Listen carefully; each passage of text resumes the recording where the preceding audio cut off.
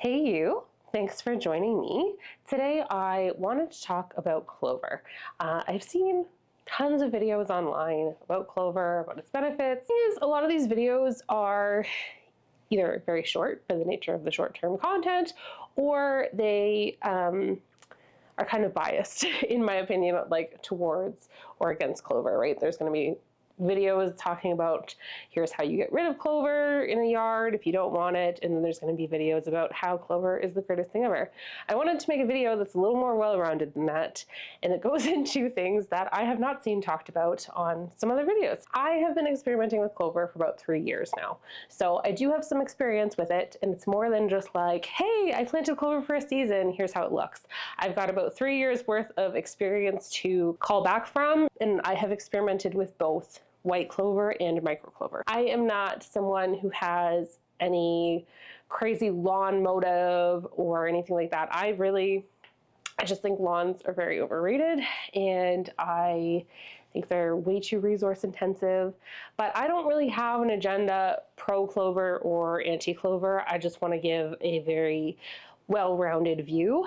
I personally do like the clover, but I don't think it's for everyone, and there are certain things that I think you should consider when you're looking at planting it. So I just wanted to briefly get a few things out of the way first. So in this video, I am talking about white clover, aka white Dutch clover, aka Cherrypholium repens, and I'm also talking about microclover, aka mini clover, aka Pipolina version of white clover. They are both the same plant. So white clover and microclover are the same. Microclover is white clover, but it has been selectively bred to be smaller. So it's supposed to be both have smaller leaves and also grow shorter. The claims on how much smaller can vary, but basically smaller than the traditional white clover. So we're only talking about those because those are the most common for ground cover that I have seen. And when we're talking about clover as a ground cover for lawns, I am talking about using it basically as an alternative or as a supplement for a grass lawn. So I have seen most recommended for it to be planted with your grass lawn.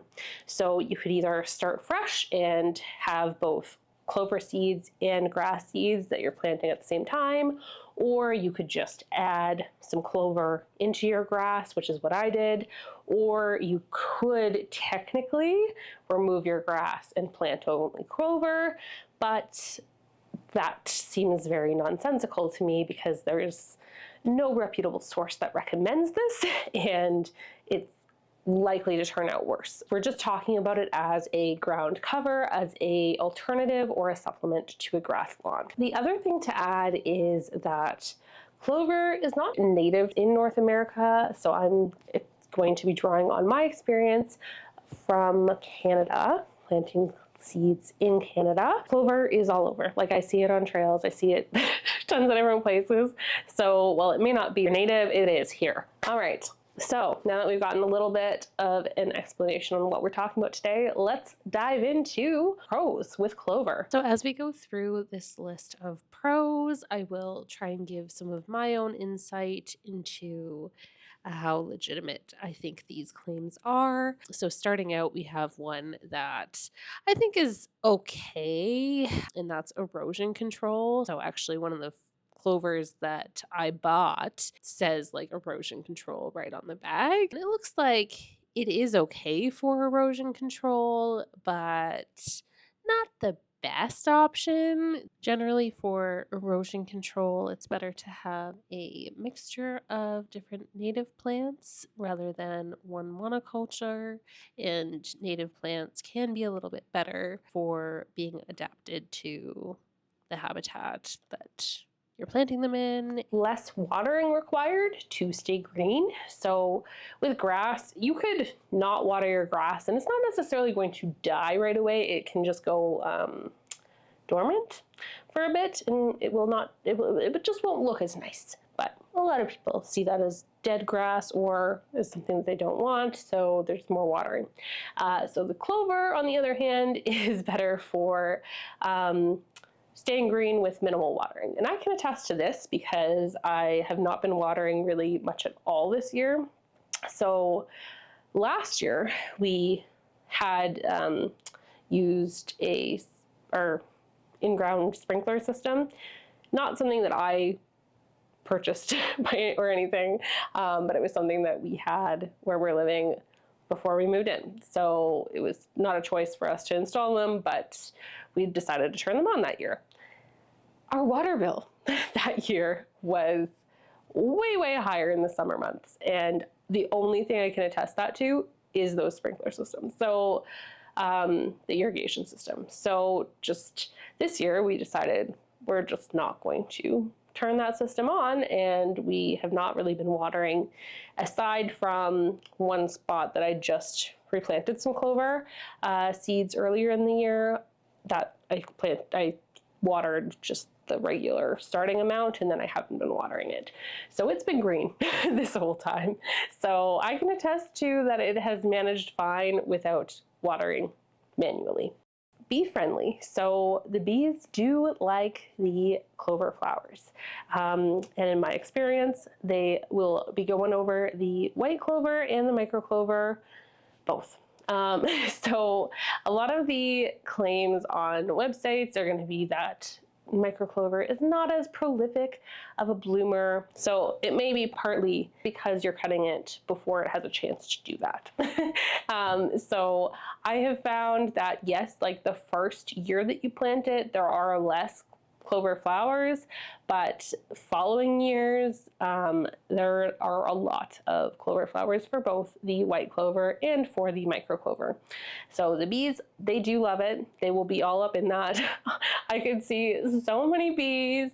When the flowering was kind of in full force, it was just lovely. Because bees are really important. They are fantastic for the environment. They're so good for making sure that we don't run out of food, and also just like the entire world friggin' needs bees. So I don't think it's entirely understood the relationships between a non-native plant in North America like white clover to these bees.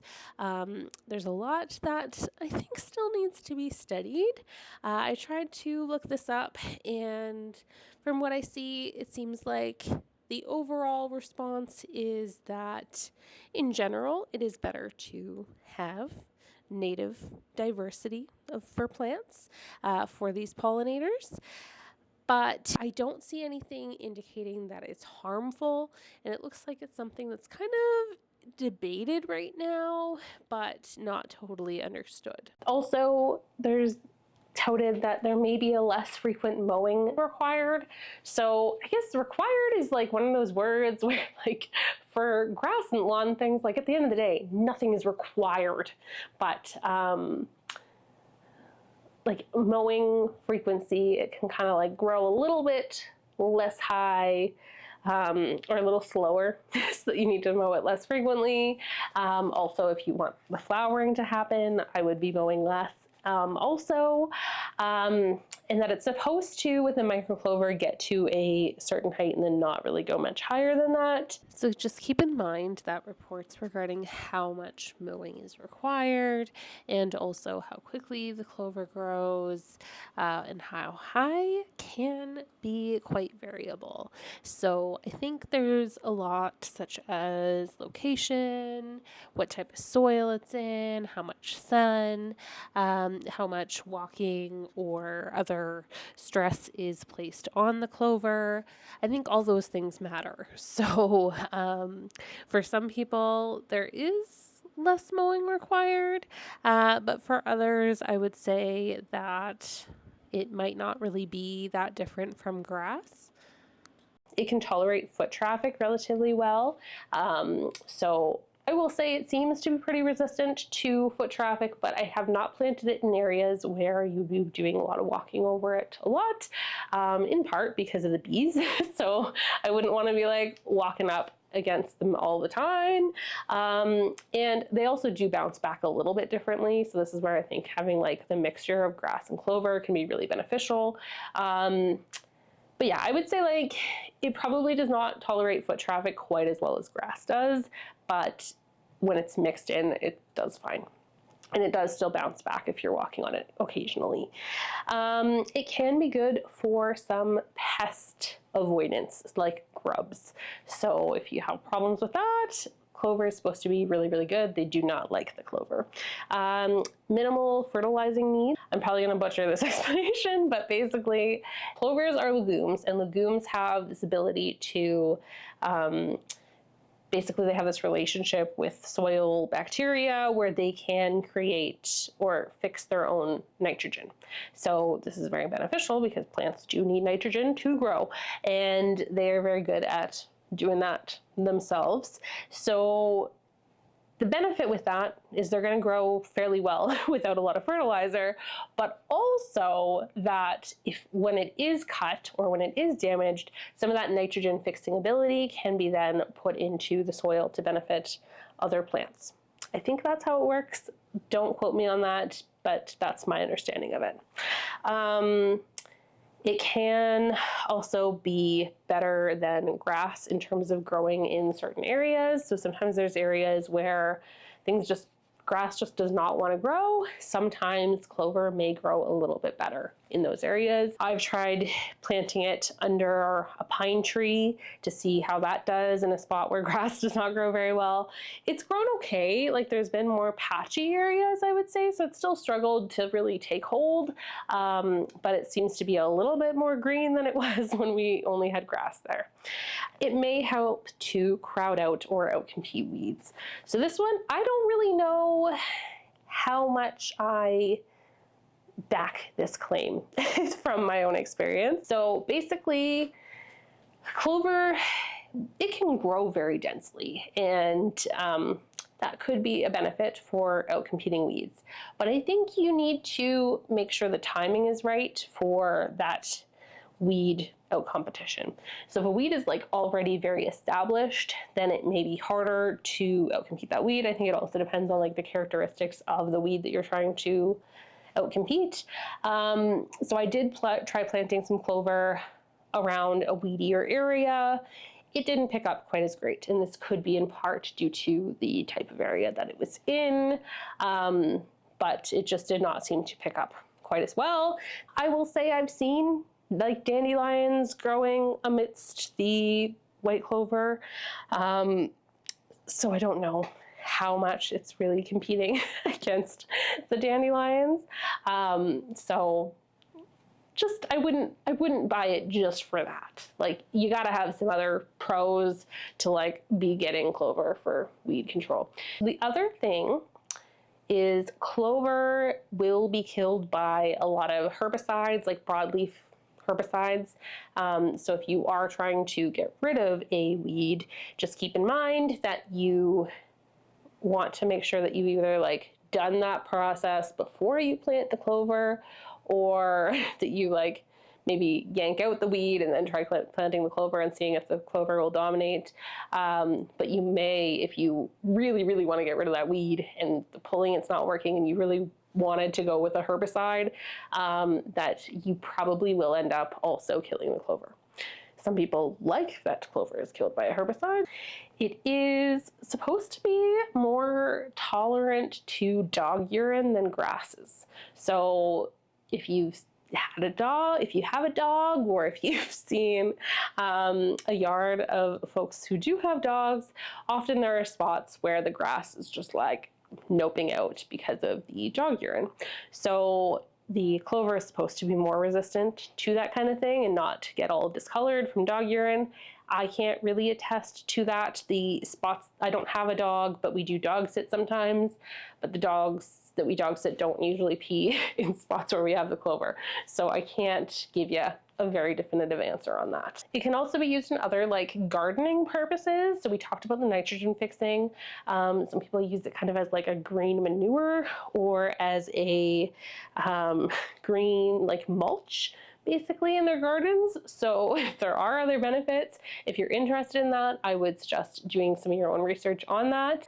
All right, so let's get into some of the cons. So firstly, we've got availability. So especially where I am in Canada, it can be tough to find particularly the microclover seeds in stores. So you're going to likely have to be purchasing that online. I guess microclover in general, there's just like been this boom in popularity where it's hard to keep up with that demand, which is, I guess, part of why it's also priced higher. And then the white clover, I have been able to find at some stores in person. So Canadian Tire and Home Depot do sell white clover seeds. The Home Depot ones, I cannot attest to how legit they are or how good they are, but the Canadian Tire ones, I did plant those ones first when I was first experimenting with the clover. It's still here after 3 years, doing great. So that one's been working fine for me. And then we've got cost. So the general cost for clover is going to be more than grass seed per gram, basically. So by weight, it's just more expensive for clover than it is for grass seed. Microclover is significantly higher than the white clover. I will be putting up this price chart that I did just to do a little bit of a comparison between the cost of the microclover and the cost of the white clover, and also the differences between buying from a direct website seller and buying from Amazon. Another thing is that it can grow patchy. So the way that the clover is spread can be challenging. So it's pretty small seed and it can be tough to get a very even distribution. I think also it just kind of picks up more in certain areas. So sometimes you get more like of a lumpy looking areas where it really picks up, and then like more flat areas where the grass is. At least that's kind of how it looked for me. So just keep that in mind, that it's not necessarily going to look totally uniform. If you are mowing frequently, you may end up needing to seed more frequently. So you may already have to reseed at least like the first couple of years, because there's certain areas that just may not pick up. So they sometimes recommend just like holding back with some of your seeds, or just buy some more seeds if you need to. So clover can spread basically two ways. So it's got a creepy root system, and I'm going to show this also in another video, but this creepy root system kind of spreads these clovers down across different areas. So it's kind of got an interesting like a web of clover that I never knew this until I filmed for this other video. But it's kind of neat to see actually how it branches off from the roots. So there's that way of it spreading from like one clover plant, really, I guess. And then there's the seeds, right? So from the flowers, and that side of things, you're going to have less of if you are cutting the clover so that it does not have time to flower. So if you are mowing your clover before it has a chance to flower, you are removing that way of clover spreading, right? Especially for the microclover. They don't show pictures of microclover with the flowers, which I think is kind of deceptive in like their marketing techniques, because like I'm going to show here some search image results from 3 different search engines. If we look at microclover, we've got all green. Maybe the odd picture with a little bit of the white flowering, but in general, we got all green. And then if we look at white clover pictures, because of course, like we're talking about white clover, we need to have the white flowers showing on these pictures. So you're gonna have those flowers for either of them if you don't cut too short, basically. And if you do have those flowers, you have an option for those flowers to kind of naturally reseed things. If you don't have that, then you are possibly going to eventually have that clover kind of die out over time, or not keep regenerating in a like natural way. Basically, I'm taking this, the things that I'm seeing from other sources, and kind of meshing this into my conclusion that part of why microclover maybe is seen as less of a prolific bloomer is because it's promoted to be mowed more often. That green image is promoted more, which is going to in turn lead to less of that regrowth over time through a natural seeding process. So the like with that, if you have the microclover, you may end up needing to plant it more, which then you may need to spend more money for seeds to get that whole process going more, and then you're going to have uneven growth. So I just don't know that mowing it often is actually going to be that beneficial for keeping it growing. I will also say that the bees could be a con. So say you were allergic to bee stings, or if you had someone in your family who was, or if you had like kids or pets that would be like up in that area a lot, might not be the best thing to have the bees right in that spot. I don't mow because of the bees, because I don't want to take those flowers away from them. To me, that's just like fine. It's not really a con for me, but it could be for you. So if you did decide to plant the clover as a monoculture, so you decided to take out the grass and then plant the clover, it could look muddy in certain areas. So I have seen online a lot of people talk about like, oh, it looking muddy with this and that.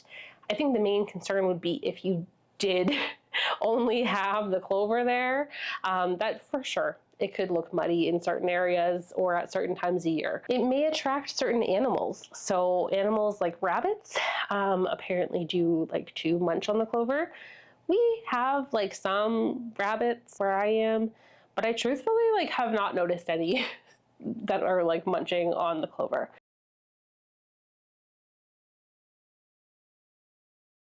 So the other thing is aesthetics. So I think that the clover in the lawn looks nice. I really like the look of the flowers, but the flowers do look pretty sad once they've kind of gotten like spent, once they're kind of done being flowers. They just kind of get discolored and they just don't look nice. If that does matter to you, you might want to like mow it once it gets to that point, even if you are waiting for it to flower. And it does just look a little different in general, right? So there's also things like stupid HOA rules that sometimes people have to follow. So just keep that in mind, that it may look a little bit different from the perceived like normal. It is still a type of monoculture. And the monoculture side of it can be a problem if you're only planting that or trying to only keep the clover in there.